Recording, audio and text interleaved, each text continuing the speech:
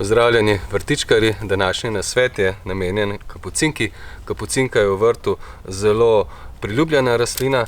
V sami gredi, če raste recimo ob krompirju, odganja strune, vpliva tudi na to, da je v vrtu manj nematod.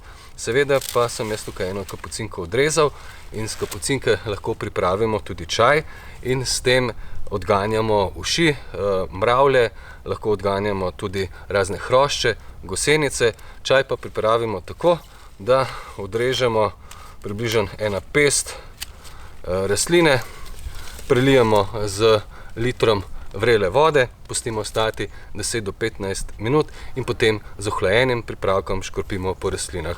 Bolj učinkovit pa je tudi vroč izvleček, ki ga pripravimo tako, da recimo kapucinko prelijemo z vrelo vodo, toliko, da zaplava, pustimo stati 3 do 4 ure, potem pa vsebino stisnemo, precedimo in z ohlajenim pripravkom škropimo po rastlinah. Na ta način pa ukrepamo proti koloradskemu hrošču, ušem, gosenicam in ostalim škodljivcem v vrtu. Seveda pa je kapucinka uporabna tudi kot zastirka, lahko jo drobno narežemo, zdrobimo, razporedimo po gredici in na ta način odganjamo strune v vrtu. Seveda je uporabna samo sveža zastirka, kajti kapucinka ima neprijeten vonj in tudi sokovi, ki se izločajo ob razgradnji, odganjajo strune.